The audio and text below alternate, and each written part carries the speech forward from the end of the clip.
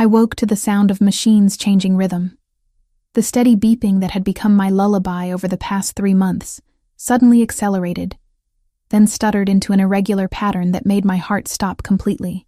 My hand tightened around his before I could think. The platinum ring on my finger caught the dim light from the medical equipment, heavy and cold against my skin. Valentina's ring. My sister's ring. The lie I'd been wearing for 92 days straight. The digital clock on the wall read 4:23 a.m. I'd been dozing in the chair beside Lorenzo Ricci's hospital bed, my neck stiff from the awkward angle, my body exhausted from another night of keeping vigil over a man I barely knew. A man I was pretending to love. A man whose real fiancé was buried in a cemetery across town. Lorenzo's fingers twitched against mine. Just a small movement, barely perceptible, but after months of stillness it felt monumental. My breath caught in my throat as his eyelids flickered. "Nurse!" I called out, my voice cracking from disuse. "Someone get the doctor." The night shift nurse rushed in, her sensible shoes squeaking against the sterile floor. She moved with practiced efficiency, checking monitors and adjusting equipment while I sat frozen, unable to let go of his hand, even though every instinct screamed at me to run. This was the moment I'd been dreading.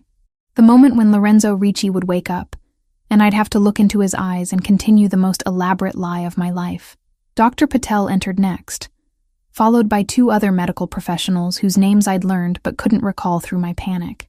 They swarmed around the bed, their movements coordinated and calm in a way that made my own racing heartbeat feel even more chaotic. "Mr. Ricci, can you hear me?" Dr. Patel's voice was clear and authoritative. "If you can hear me, squeeze the hand you're holding." Lorenzo's fingers pressed against mine. The sensation traveled up my arm like electricity, equal parts relief and terror. "Good. That's very good."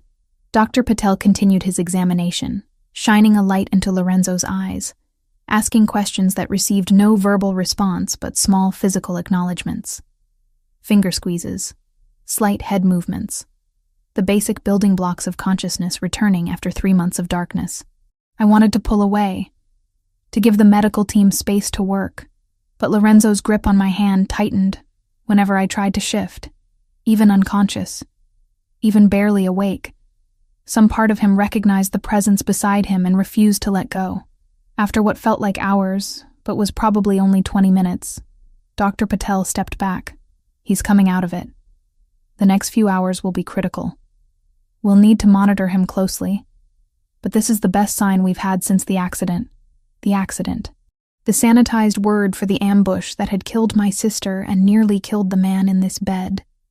The event that had shattered multiple lives and rebuilt mine into this precarious house of cards. Dr. Patel left to update his charts and alert the Ricci family. The nurses adjusted equipment one final time before retreating to give us privacy. And then it was just me and Lorenzo in the quiet pre-dawn darkness, his hand still holding mine, his chest rising and falling with increasing steadiness. His eyes opened slowly, struggling against the weight of medication and trauma. The color was exactly as I remembered from the photos I'd studied obsessively. Dark brown, nearly black in this lighting, with a depth that suggested intelligence and calculation. Eyes that had looked at my sister with love. Eyes that would look at me now expecting to see her. His lips moved, forming sounds that didn't quite become words. I leaned closer, my heart hammering so hard I wondered if he could hear it. "Val," the name emerged as barely more than a whisper, rough from months of disuse. The name that wasn't mine. The identity I'd stolen. The sister I'd buried. "I'm here," I said, because what else could I say? The lie had already been told. The family had made their choice. And I'd agreed to it because I'd been desperate, grieving, and convinced it would only be temporary. Just until he wakes up, they'd said. Just until he's stable. Just until he can handle the truth. But looking at him now, at the confusion and pain and desperate hope in those dark eyes, I realized the truth might destroy him more thoroughly than any physical injury. His eyes closed again, consciousness slipping away as quickly as it had come, but his hand remained tight around mine, an anchor in whatever darkness still pulled at him.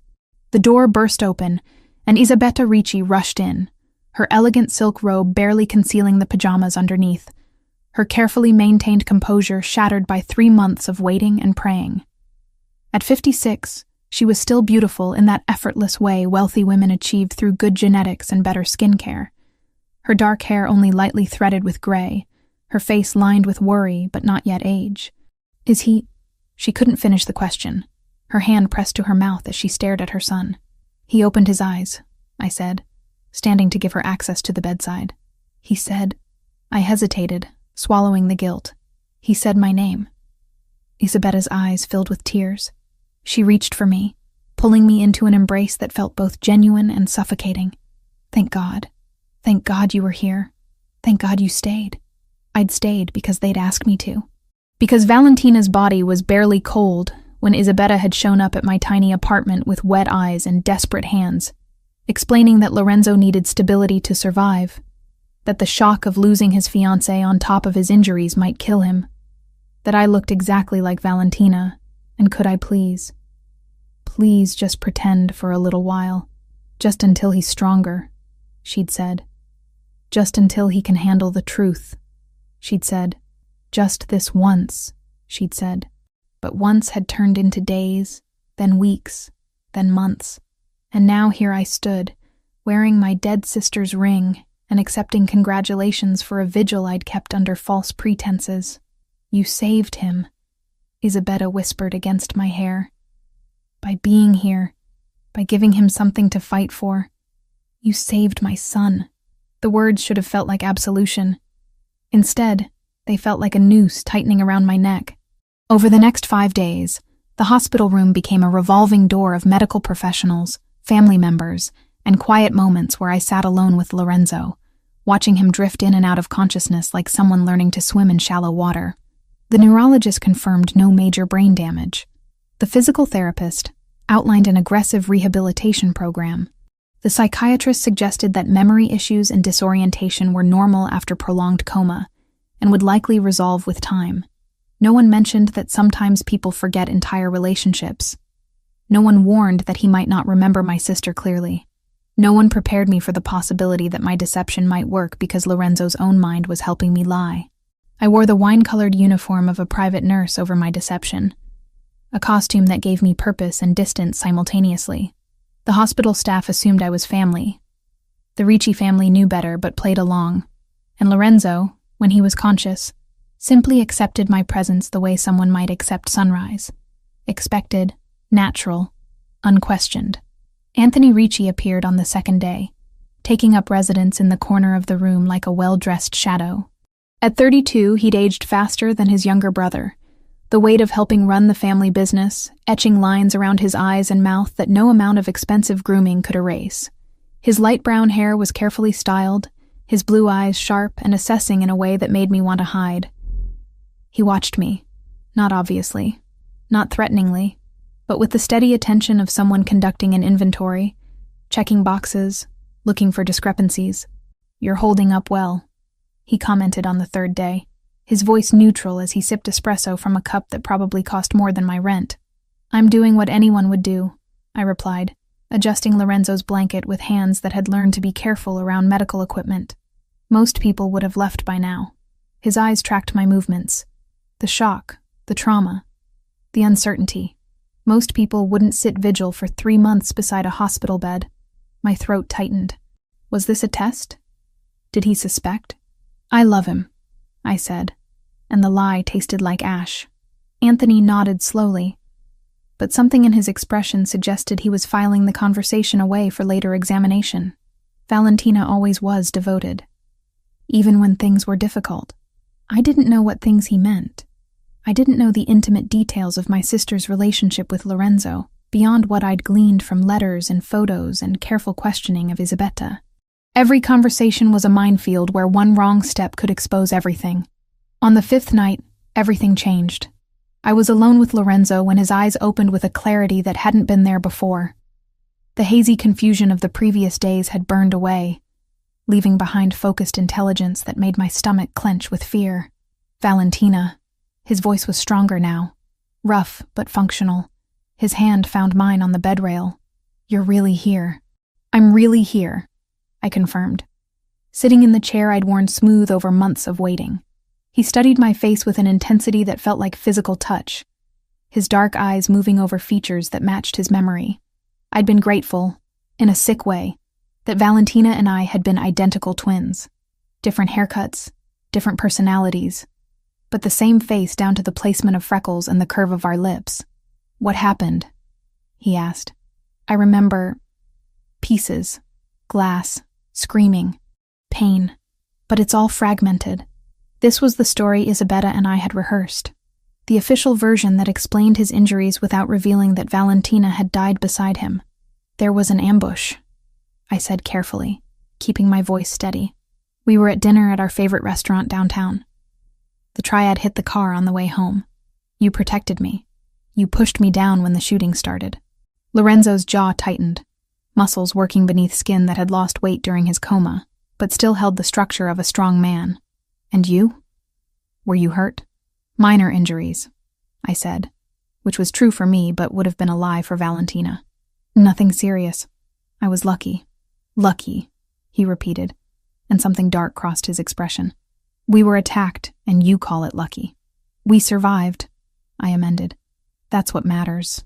His thumb traced circles on the back of my hand, a gesture that should have felt intimate but instead felt like he was testing the shape of my bones, confirming my reality. "How long?" 3 months, 1 week, and 4 days. He closed his eyes, processing. When he opened them again, there were tears gathering at the corners. "You stayed. Through all of it, you stayed. Where else would I be? Most people," he swallowed hard, "most people would have given up, would have assumed I wasn't coming back." My chest ached with guilt so profound it felt like drowning. This man was thanking me for a devotion that belonged to someone else, crediting me with a love I'd never earned. "You're worth waiting for," I said. And at least that part felt honest. Anyone who'd endured what he'd endured deserved someone's faith.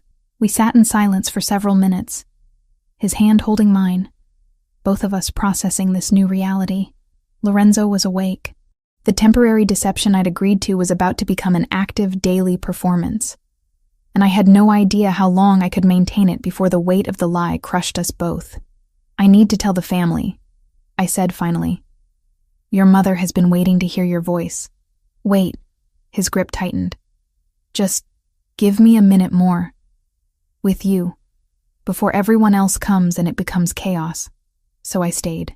And in that quiet moment before dawn fully broke, I memorized the feel of his hand around mine, the sound of his breathing, the way he looked at me like I was his entire world. Because soon, when he was stronger, when his memories were clearer, when the truth finally emerged, all of this would shatter, and I would be the one holding the pieces of something I'd helped destroy. On the 8th day after Lorenzo woke, Isabetta found me in the hallway outside his room. The private wing of the hospital was quiet, expensive, designed for families who could afford privacy alongside their suffering. She touched my shoulder gently, her fingers cold even through my uniform. "You're doing the right thing," she said quietly. "I know this is difficult. I know it's not what you signed up for. But Lorenzo needs this stability to recover properly." I looked at her, this elegant woman who'd orchestrated an elaborate deception to protect her son, and wondered if she understood the cost. What happens when he remembers? When his memory fully returns? Isabetta's expression flickered with something that might have been doubt before hardening back into resolve. By then he'll be strong. By then he'll be able to handle the truth. But right now, in this fragile state, the shock could set back his recovery by months. Or worse. "You're asking me to build a relationship on lies. I'm asking you to give my son time to heal." Her voice dropped to barely above a whisper. "Please, Lucia. For Valentina. Don't you think she'd want her sister to protect the man she loved?" That was the cruelest part of the manipulation. She was probably right. Valentina would have asked me to do exactly this. My sister had loved Lorenzo with a fierce completeness I'd envied from the safe distance of my own lonelier life. She would have moved mountains to protect him. So I was moving them for her. I nodded once, agreeing again to a deception that grew heavier with each passing day. Isabetta squeezed my shoulder in what I supposed was meant as comfort, then returned to her son's room where she could be the concerned mother without the burden of orchestrating lies. I stood alone in the hallway, the ring on my finger catching the harsh hospital lights, and wondered how far into the quicksand I could walk before I lost the ability to pull myself back out. 2 weeks after Lorenzo opened his eyes for the first time, the private medical wing of the Ricci mansion became his personal rehabilitation center. The family had spared no expense, converting an entire section of the East Wing into a state-of-the-art facility, complete with equipment that looked like it belonged in an Olympic training center rather than a private home. I watched from the doorway as Lorenzo attempted to lift a weight that probably weighed less than 5 pounds. His arm shook with the effort, muscles that had once been powerful now atrophied from months of disuse. Sweat beaded on his forehead, despite the climate-controlled comfort of the room. "Again," the physical therapist commanded, a stern woman named Patricia, who'd been hired specifically because she didn't coddle her patients. 10 more repetitions. Your body remembers how to do this." Lorenzo's jaw clenched as he pushed through another lift. I could see the frustration etched into every line of his face, the rage at his own weakness barely contained beneath a veneer of compliance. This was a man accustomed to control, to power, to bodies that obeyed his commands. Being trapped in flesh that betrayed him at every turn was perhaps worse than the coma itself. When Patricia finally called for a break, Lorenzo's eyes found mine across the room. There was something raw in his gaze, a vulnerability he probably hated anyone witnessing. "You don't have to watch this," he said, his voice rough. "It's not exactly inspiring." "I don't mind," I replied, moving closer. The wine-colored nurse uniform I'd continued wearing gave me an excuse to be present, a professional reason to hover. "You're doing better than you think. I can barely lift a child's toy without shaking. 3 weeks ago you couldn't open your eyes. Progress isn't always dramatic." He studied me for a long moment, and I fought the urge to look away. Valentina wouldn't have looked away. Valentina had been confident, unflinching, the kind of woman who met intensity with her own fire. I was learning to mirror that strength even when my instincts screamed to retreat. "Stay," he said finally. "If you're going to be here, make yourself useful." So I did. Patricia showed me how to support his arm during certain exercises, how to count repetitions, how to adjust his posture when it started to falter. The work was intimate in ways that made me hyper-aware of every point of contact between us. My hands on his shoulder, his breath against my neck when I leaned close to check his form, the heat of his body despite the cool air. We were building something, but it wasn't love. It was a careful architecture of trust constructed on unstable ground, and I knew with sick certainty that when the foundation eventually gave way, the collapse would bury us both. The days settled into a rhythm that felt both comfortable and dangerous. Mornings began with breakfast in the formal dining room, the Ricci family gathering around a table that could have seated 20, but felt intimate with just the 5 of us. Lorenzo, Isabetta, Anthony, myself, and occasionally Lorenzo's Uncle Vincent, who handled the family's legitimate business interests. I'd memorized details about Valentina's life with obsessive thoroughness, but breakfast conversations still terrified me. Inside jokes I didn't understand. References to events I hadn't attended. The constant fear that someone would mention something specific and expect me to remember details I'd never known. "Do you remember the last time we were all together like this?" Isabetta asked one morning, passing a basket of fresh pastries. "Before the accident, at Anthony's birthday dinner?" My mind went blank. I had no idea what had happened at Anthony's birthday dinner. I didn't know if Valentina had given a speech or gotten drunk or argued with someone. The gap in my knowledge yawned like a chasm. "Feels like a lifetime ago," I said carefully, hoping the vague response would suffice. Lorenzo reached for my hand under the table, squeezing gently. "We're making new memories now. That's what matters." The relief that flooded through me felt like betrayal. He was protecting me from scrutiny without realizing I needed protection. His kindness made the deception worse. Anthony watched the exchange with unreadable eyes. He'd been doing that more frequently, observing interactions with the focus of someone solving a puzzle. I couldn't tell if he suspected something, or if this was simply his nature. The older brother who'd learned to be cautious in a world where trust could be weaponized. Afternoons belonged to physical therapy. Patricia came for the formal sessions, but Lorenzo pushed himself beyond the scheduled hours, determined to reclaim his strength through sheer force of will. and I found myself staying long after Patricia left, helping with exercises that probably didn't require assistance, but gave me a reason to be close to him. During the third week, something in Lorenzo snapped. He'd been attempting to do push-ups, a modified version that Patricia had demonstrated, but his arms gave out halfway through the third repetition. He crashed to the mat with a grunt of frustration that rapidly escalated into rage. Before I could react, he was on his feet and punching the wall with his right hand, the impact echoing through the room like a gunshot.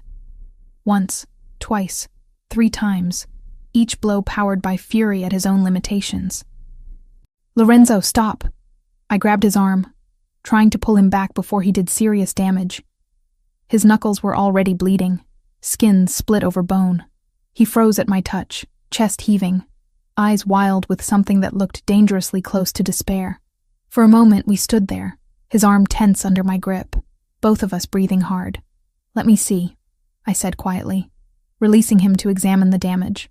His hand trembled as I turned it palm up, blood welling from multiple splits across his knuckles. I guided him to sit on the weight bench and retrieved the first aid kit I'd learned to keep stocked in the therapy room. Gauze, antiseptic, bandages, the supplies of damage control. He watched in silence as I cleaned the wounds with careful efficiency, dabbing away blood with gauze soaked in antiseptic. The alcohol must have stung, but he didn't flinch, didn't make a sound. His eyes tracked my movements with laser focus, cataloging the professional precision of my technique. "You're good at that," he observed. "Too good for someone who's never had medical training." My heart stuttered, but I kept my hands steady. I learned after the accident. I wanted to be prepared in case. I trailed off, letting implication fill the gap. "In case you got hurt again. In case I needed to help you." The lies were becoming easier to tell, which terrified me more than the awkward fumbling had. "Prepared," he repeated, and I couldn't tell if he believed me or was simply choosing to accept the explanation. "You've thought of everything." Someone had to. I wound clean gauze around his knuckles with practiced care, securing it with medical tape. "Your physical therapist would kill me if I let you damage yourself before she could push you properly." The corner of his mouth lifted in something that wasn't quite a smile. "My physical therapist is terrifying. She's effective. Same thing in her profession." He flexed his bandaged hand experimentally, testing the wrap. "Thank you for not lecturing me about the stupidity of punching walls." Would it have helped? No. Then why waste both our time? I began repacking the first aid kit, needing something to do with my hands that didn't involve touching him. The intimacy of treating his injury had left me feeling exposed, like I'd revealed something I couldn't name. "Valentina." His voice stopped me mid-motion. I turned to find him watching me with an expression I couldn't decipher. "I know this isn't what you signed up for. Taking care of an invalid, sitting through hours of pathetic attempts at physical therapy, watching me have breakdowns over things that should be simple. You could leave. You have my family's support, access to resources. No one would blame you for needing distance." The offer was genuine. I could hear it in his voice, see it in the careful way he held himself, as if bracing for rejection. And the cruelest part was that Lucia could have left, could have walked away from this elaborate deception and rebuilt her own quiet life. But Valentina, the woman he thought I was, would never abandon him. "I'm not going anywhere," I said, and meant it even though the promise bound me more tightly to the lie. "You think this is the hardest thing I've ever done? Lorenzo, I watched machines breathe for you for 3 months. This is nothing." Something in his expression cracked, vulnerability bleeding through the careful control. "I don't deserve you." The words hit like a physical blow. He was right, but not in the way he meant. I was the thing he didn't deserve, the poison disguised as medicine, the betrayal wearing his fiancé's face. "Let's agree to disagree on that," I managed, forcing lightness into my tone. "Now, do you want to try those push-ups again, or should we call it for today?" Again. The determination was back, burning away the momentary weakness. "I'm not ending on failure."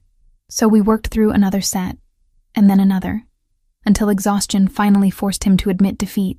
But there was satisfaction in that exhaustion, the knowledge that he'd pushed himself to a genuine limit, rather than giving up when it became uncomfortable.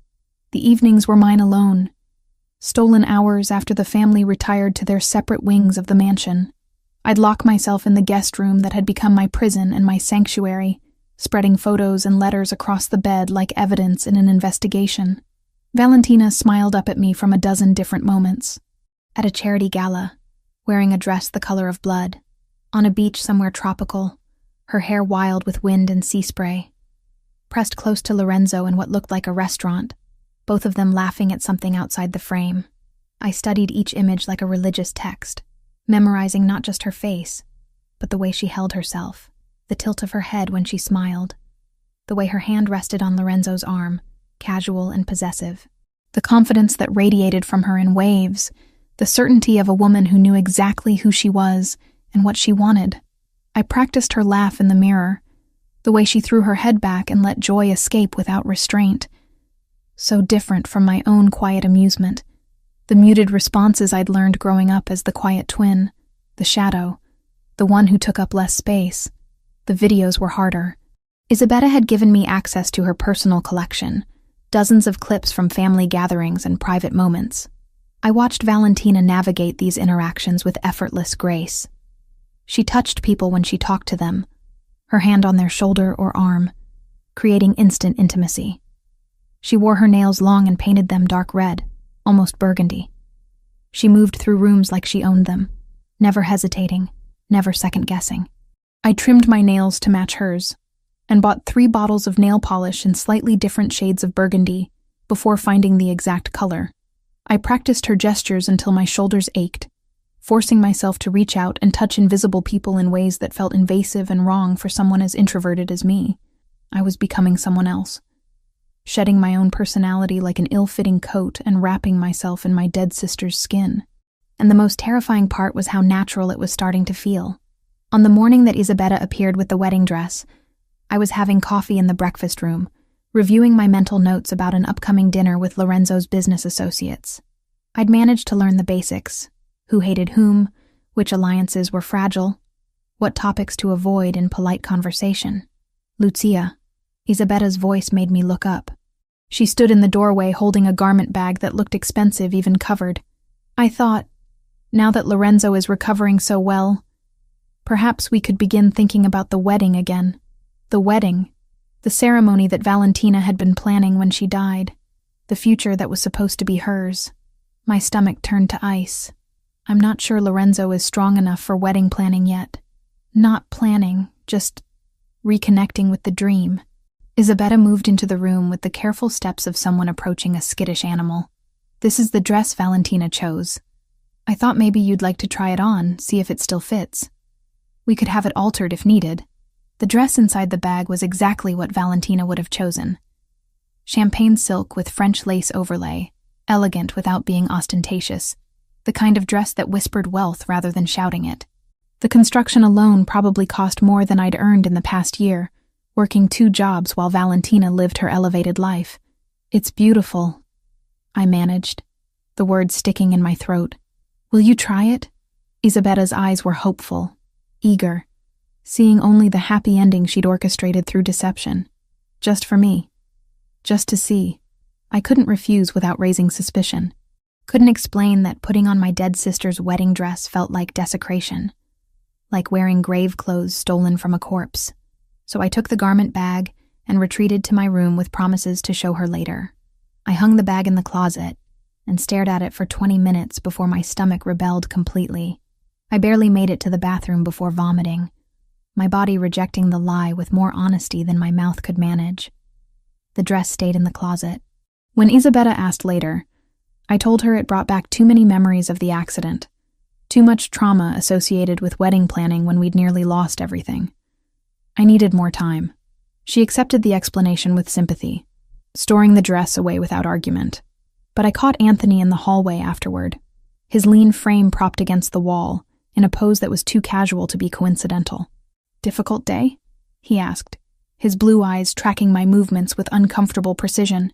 The dress was overwhelming. Understandable. Trauma changes people, changes how they relate to memories, to objects, to plans they made before everything fell apart. He paused, and something in that pause felt weighted, Sometimes those changes are so profound that the person who emerges isn't quite the same as the person who went in. My pulse kicked up. Was he suggesting something specific, or simply making conversation? I'm still me, I said carefully. Just adjusting. Of course.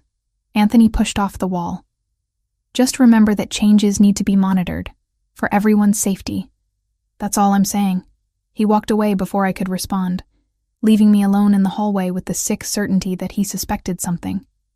Maybe not the full truth, but enough to be watching, enough to be dangerous. That night, everything shifted again. I was helping Lorenzo with his final exercises of the day, supporting his weight as he attempted single-leg balances that tested both strength and coordination. His hand gripped my shoulder for stability, his body pressed close enough that I could feel the heat of exertion radiating from his skin. That's good, I said, as he held the position for a count of 10. Patricia would be impressed. Patricia is never impressed. I was but there was satisfaction in his voice. The pleasure of measurable progress. When he finally lowered his foot back to the ground, he didn't immediately release his grip on my shoulder. We stood there in the quiet therapy room, closer than necessary, his breathing still elevated from the exercise. Lucia. He rarely used my first name, usually opting for pet names or nothing at all. Hearing it now felt significant. Can I ask you something? Of course. Do I seem different to you? Since waking up? The question caught me off guard. Different how? I don't know. That's why I'm asking. His hand slid from my shoulder but didn't go far, settling at the curve of my waist instead. The doctors say some memory issues are normal, that certain details might be hazy, but it feels like more than that sometimes. Like I'm seeing things with new eyes, and not sure if the newness is because of the coma, or because the things themselves have changed. My heart hammered against my ribs. What kinds of things? You. His thumb traced a small circle against my hip through the fabric of my uniform. The way you move. The way you talk. Small things that don't match my memories but could just be time distorting everything. This was dangerous territory. I needed to redirect before he started cataloging specific discrepancies. 3 months is a long time. We've both been through trauma. Maybe we're both different now. He considered this, his dark eyes searching my face for something I couldn't name. Maybe, or maybe I'm finally seeing clearly for the first time. Before I could process what that meant, he leaned in and pressed his lips to mine. The kiss was brief, tentative, a question rather than a statement. His mouth moved against mine with careful uncertainty, testing boundaries and reactions. I froze for a critical second, before remembering that Valentina would have kissed him back, would have met his uncertainty with confidence. So I responded, my lips parting slightly, one hand coming up to rest against his chest, where I could feel his heart beating as rapidly as my own. The kiss deepened fractionally before he pulled back, his expression unreadable in the dim lighting of the therapy room. Sorry, he said. Though he didn't look particularly sorry. I should have asked first. You don't need permission to kiss your fiancé. The words came out steady despite the chaos in my chest. This was my first kiss with Lorenzo Ricci, but for him, it should have been one of hundreds, thousands, a familiar act rather than an exploration. It felt like I did. His hand was still on my waist, warm and grounding, like we're starting over somehow. Maybe we are. Maybe that's not a bad thing. He nodded slowly, processing. When his hand finally dropped and he stepped back, I saw calculation behind his eyes, thoughts moving in patterns I couldn't track. He was filing this moment away, adding it to whatever internal database he was building. Testing me, I realized. He'd been testing to see if the kiss felt right, if my responses matched his memories, if the woman standing in front of him was the same one he'd planned to marry. And I had no idea if I'd passed or failed. 6 weeks after Lorenzo opened his eyes in that hospital bed, he moved through the mansion's gym with a fluidity that seemed impossible for someone who'd spent 3 months in a coma. The doctors called it remarkable. Patricia called it stubborn determination overriding medical science. I called it terrifying. Because the stronger Lorenzo became physically, the sharper his mind grew. And a sharp mind was dangerous when it started noticing inconsistencies. Your form is improving, I observed from my usual position near the weight bench. watching him complete a set of pull-ups that would have been impressive for anyone, let alone someone still technically in recovery. He dropped to the ground with barely a grunt, reaching for the towel I'd learned to keep ready. Muscle memory is a strange thing. My body remembers what to do even when my conscious mind doesn't. There was something weighted in that statement, an undercurrent I couldn't quite identify. Lorenzo had been making comments like that more frequently, observations about memory and recognition that felt like tests I didn't know how to study for. The mind heals slower than muscle, I offered, handing him a water bottle. Give it time. Time. He took a long drink, his eyes never leaving mine. Everyone keeps telling me to give things time. As if waiting long enough will make the pieces fit together the way they're supposed to. My stomach tightened, but I kept my expression neutral. Are the pieces not fitting? Some are. Some aren't. I can't tell yet if it's because the puzzle changed or because I'm trying to force the wrong pieces into place. Before I could formulate a response that didn't sound defensive, his phone buzzed with an incoming message. He glanced at the screen and his entire demeanor shifted, the introspective man disappearing behind the mask of a businessman with decisions to make. I have a meeting in an hour, he said, already moving toward the door. Russian suppliers. Anthony wants me present even though he's been handling them fine without me. Do you need anything? The question came automatically.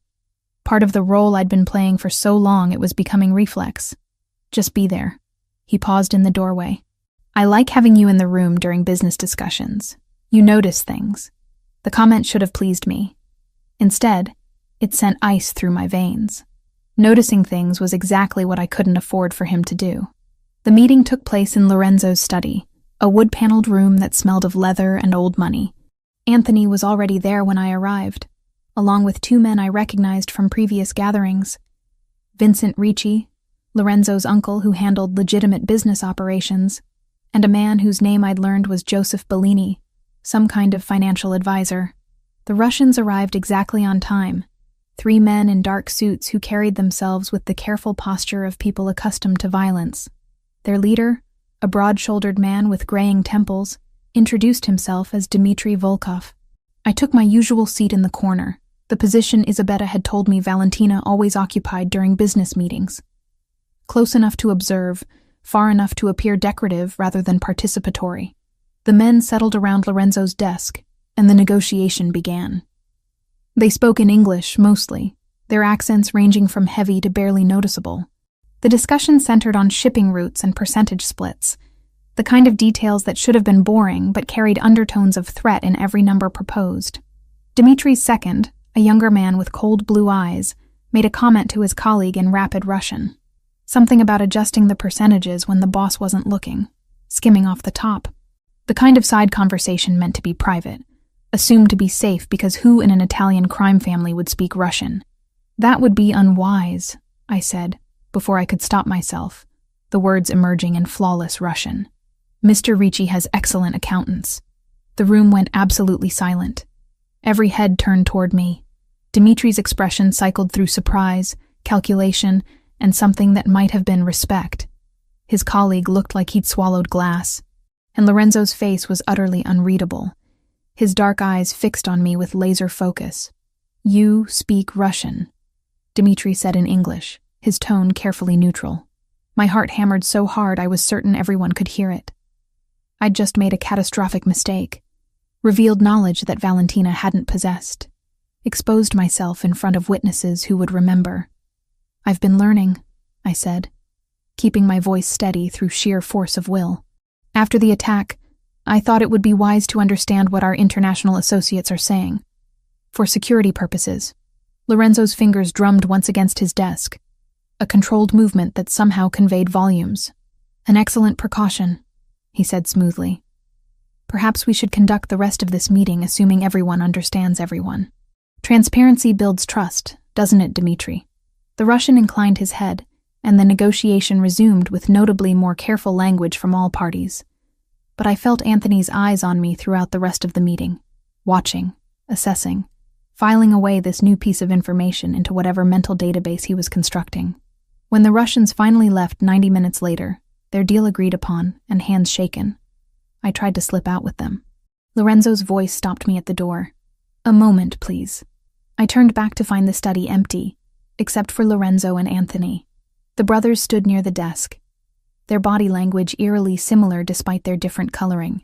Both had their hands in their pockets. Both wore expressions of polite interest that didn't reach their eyes. "When did you learn Russian?" Lorenzo asked, his tone conversational, but his gaze sharp. "I've been studying for a few months. Online courses, mostly. I had a lot of time while you were—" I let the sentence trail off. The implication clear. While you were in a coma, I had nothing to do but wait and prepare for threats. Valentina never mentioned an interest in languages before. This came from Anthony, his voice mild but pointed. I never mentioned a lot of things. The response came out sharper than intended, defensive in a way that Valentina probably wouldn't have been. I softened my tone. The attack changed my perspective, made me realize how vulnerable we are when we don't understand what's happening around us. Lorenzo studied me for a long moment, and I forced myself to hold his gaze, even though every instinct screamed to look away. Finally, he nodded. That was well done today. Dimitri's people won't try to cheat us now that they know we understand them. The dismissal was clear. I escaped to my room and sat on the edge of the bed with shaking hands, replaying the scene over and over. How many other mistakes had I made without realizing? How many small discrepancies had Lorenzo and Anthony catalogued, building toward a conclusion I couldn't afford for them to reach? 2 days later, the family gathered for dinner in the formal dining room. It was a Thursday, which meant Isabella had asked the chef to prepare traditional Italian dishes, rather than the fusion cuisine she sometimes favored for more casual meals. The table was set with china that probably cost more than a car, crystal glasses that caught the light from the chandelier overhead, and enough silverware to confuse someone who hadn't spent weeks memorizing proper dining etiquette from online videos. I'd learned to navigate these dinners through careful observation and strategic silence. Let others lead conversations. Smile at jokes even when I didn't fully understand the context. Never volunteer information that might contradict something Valentina had said or done months ago. The first courses passed without incident. Conversation flowed around topics I'd learned to track. Business developments that skirted the line between legal and not. Family friends experiencing various dramas. Speculation about rival families and their movements. Then Isabella gestured to the staff, and they brought out the main course. "Pumpkin gnocchi," she announced with clear pleasure. I asked Chef Mario to make Valentina's favorite tonight. It's been so long since we had it, and with Lorenzo recovering so well, I thought it would be nice to celebrate with the things we love. The plate set in front of me looked beautiful, pillowy gnocchi in a brown butter sage sauce that smelled rich and earthy.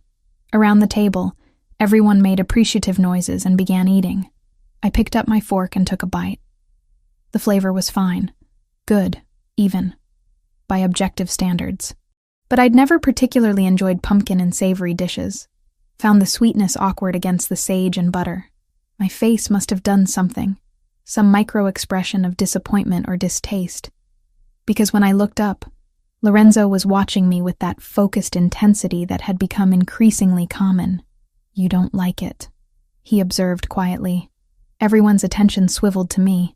Isabella's face fell slightly, confused and concerned.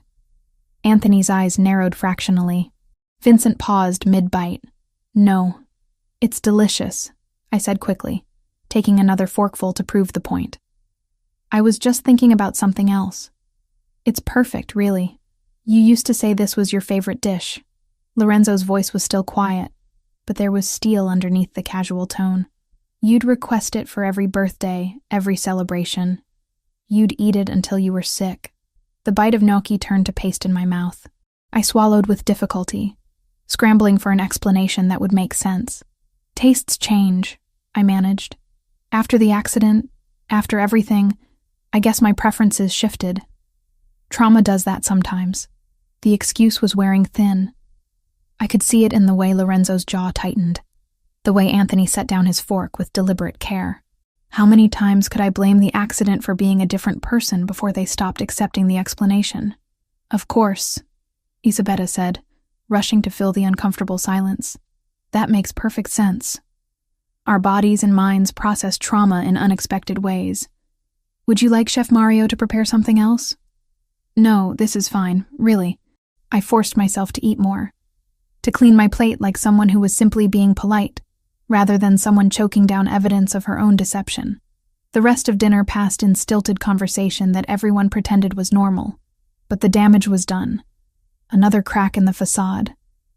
Another reason for Lorenzo to question whether the woman sitting across from him was the same one he'd planned to marry. In the 8th week after Lorenzo's awakening, I started noticing the surveillance. It was subtle at first. A black SUV parked across from the cafe where I'd stopped for coffee. The same vehicle idling near the boutique where I'd gone to pick up alterations on one of Valentina's dresses that didn't quite fit my slightly different proportions. A glimpse of it in my rearview mirror on the drive back to the mansion. By the 3rd sighting, I was certain. Someone was following me. My first thought was the triad. Some delayed retaliation for the attack that had put Lorenzo in a coma. But the surveillance felt too obvious, too consistently visible. If they wanted to hurt me, they wouldn't advertise their presence, which meant it was someone else. Someone who wanted me to know I was being watched. On the 4th day of noticing the SUV, I pulled into the mansion's driveway and parked near the garden entrance rather than the main house. I waited, counting seconds, until the black vehicle rolled to a stop just outside the property gates. Then I got out and walked directly toward it. The driver's window rolled down as I approached, revealing Anthony's carefully neutral expression. He sat behind the wheel himself rather than using a driver, which somehow made the whole thing worse. This wasn't delegated surveillance. This was personal. "Are you planning to follow me everywhere?" I asked, keeping my voice level despite the anger and fear churning in my gut. "Just conducting due diligence." He turned off the engine and stepped out of the vehicle, his tall frame unfolding with casual grace. Standard security protocol after an attack like the one you and Lorenzo survived. "We've been monitoring everyone close to the family. For 8 weeks? For as long as necessary." He leaned against the SUV, the picture of relaxation except for his eyes, which missed nothing. You'd be surprised what people reveal when they think they're alone. The threat was barely veiled. "What exactly are you looking for?" Anthony smiled, but it was the kind of smile that made my blood run cold. Inconsistencies, gaps, anything that doesn't quite fit the pattern we expect. "And have you found any?" The question was a risk, but I needed to know how much he'd discovered. "Let's not play games, Lucia." The use of my real name hit like a physical blow. "I know. I've known since the 2nd week Lorenzo woke up. I hired an investigator the day after he regained consciousness, standard procedure for protecting the family from potential threats or infiltration. It took him 72 hours to confirm what I'd already suspected." My legs threatened to give out. I locked my knees, refusing to show weakness even as my entire world tilted. What did he confirm? That Valentina Moretti died in the accident. That her twin sister, Lucia Moretti, was convinced by my mother to assume her identity. That this entire charade has been orchestrated by my family to protect Lorenzo during his recovery. He pushed off from the SUV, closing the distance between us. "I know everything." "Then why haven't you told him?" My voice came out steadier than I felt. "Because my brother just came back from the dead." Anthony's expression hardened. "Because piling the death of his fiancée on top of 3 months in a coma might actually break him in ways physical therapy can't fix. Because despite the lie you're living, I believe your presence has helped his recovery. But I can't let this continue indefinitely." He pulled out his phone, tapped something, then showed me the screen. It was a calendar, with a date circled 2 weeks from now. Lorenzo will be medically cleared for full activity by this date. No more physical restrictions, no more cognitive concerns, no more excuses about trauma and healing. When he reaches that point, he deserves the truth. My throat closed around words I couldn't form. "You have 2 weeks, Anthony continued, pocketing his phone. 2 weeks to find the courage to tell him yourself, to control how the revelation happens, to at least give him the respect of honesty from someone he trusts. If you don't," he let the sentence hang, the implication clear. "You'll tell him. I'll tell him everything. And Lucia?" He waited until I met his eyes. "It will be kinder coming from you. More controlled, less catastrophic. I'm giving you a chance to do the right thing. I suggest you take it." He got back in the SUV and drove through the gates, leaving me standing alone in the driveway with the weight of a deadline crushing down on me. 2 weeks. 14 days to figure out how to confess the unconfessable. How to tell a man who'd trusted me that everything about our relationship was built on lies. How to explain that the woman he loved was dead, and I'd been wearing her life like a costume. That night, I locked myself in my room and tried to write a confession. The words wouldn't come. Every sentence I started sounded wrong, inadequate, impossible to say out loud without destroying everything. I tried again the next night, and the next, filling pages with false starts and crossed-out attempts, none of them capturing the enormity of what I'd done, or finding a way to frame it that didn't make me sound like a monster.